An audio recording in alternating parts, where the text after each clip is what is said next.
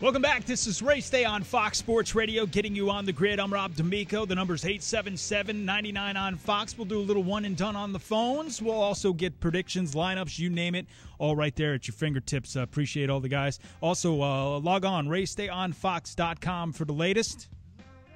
For news, rumors, stats, whatever it takes in the world of racing, we got it all right there for you guys. Follow us on Facebook, Twitter, subscribe to our YouTube account. It's all right there. All the interviews and the archives are right there. So check it out, racedayonfox.com. We'll do a quick one and done here on the phones, but we're going to do it with a celebrity. We're going to do it with Robin Millers. He joins us on the phone real quick. Robin Miller from Speed. And I got to ask you, you wrote something last week about how the Iowa race was one of the best races we've had so far this season. Talk about that a little bit, because I'm one of those guys that I didn't really think that the open-wheel guys on the smaller tracks made for great racing, but Iowa changed my mind. It really did. Texas put on a great show. Kansas, it was I could have left that one out of the Rob, you're too young to remember Milwaukee and Phoenix, brother. Let me tell you something.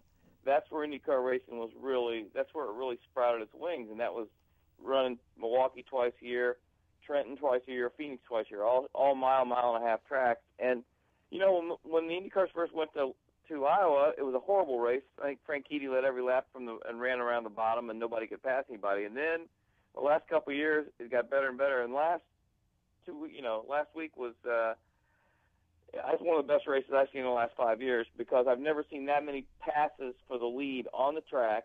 And to see a guy like Kanaan, who starts 15th and wins the race because he passed all those cars. He didn't do it with the lucky dog and trick pit stop strategy. He did it because he was the fastest guy and he passed all those cars. And I think the other thing that's kind of neat about Iowa is, like I said in that story, a lot of people moan and bitch, oh, no, I don't want to go to Iowa. There's nowhere to eat. There's nowhere to stay. Well, guess what? That may be true, but the people that show up there actually know who the drivers are, and they get there early, they stay late, they care.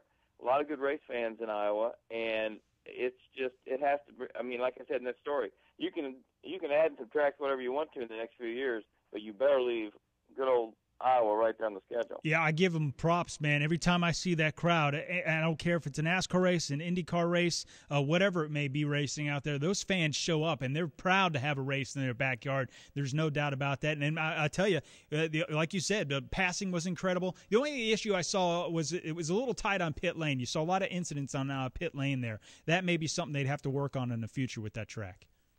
Yeah, there's so many places that are like that. Sure. That were built so. And Iowa hasn't been built that long ago, but a lot of the older tracks, especially road courses, you just don't have any room. So, but I think the fact is that you have to understand, Rob, in this day and age, if you can get 35 to 40,000 people, that's a good crowd. Yeah, I agree. You can't look at it like NASCAR, where they're disappointed when they get 85 instead of 140. Real quick, before we head out here, Robin Miller, our guest on the line, let's talk about the big news that came out today, obviously the release. IndyCar heading back to New Hampshire Motor Speedway, Loudon, on that mile track. Talk about that and how exciting that's going to be for the series. Well, I remember in 1995 when CART had 50,000 people there for the race, and the next year the IRL took over and there were 5,000. They lost 45,000 fans. So my hope is that they can return to the days where they had 50,000 people, because it's a great racetrack for Indy cars, another driver's racetrack, and that's what we need more of. Real quick, the IndyCar Series with Randy Bernard, had him on as a guest last week.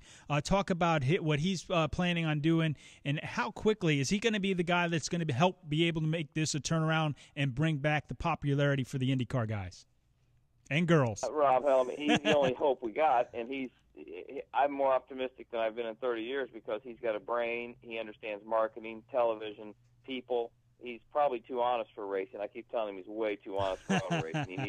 He needs to start learning how to lie a little bit better. But the most important thing to remember is nobody's going to turn around real quick. And if he can make a difference in 2 or 3 years, and I think he's got some really good ideas about where to go, how to promote, what TV partners he'd like to have, if it's possible. I mean, there's a lot of things he's got going on right now, like his $20 million to win race between NASCAR and IndyCar at Indy and Charlotte. I mean, if Jimmy Johnson and Casey Kane and Kyle Busch go, and they all told us when we were at Eldora a couple weeks ago they want to, this thing could really help make the difference.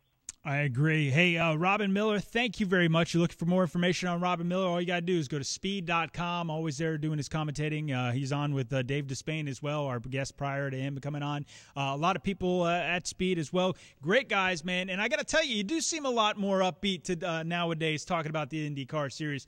You're a little down and out before. Now it's all, flowers and sunshine going on over there. Well, it's not all flowers and roses. It's just that there's some hope and some optimism. I think most of the paddock kind of feels like that. And I think you're going to like – I think you'll like the new cars, and I think there might be 2 or 3 engine manufacturers by 2012. That'd be great. All that. All right. Hey, Robin, thank you very much. Rob. You have a good one.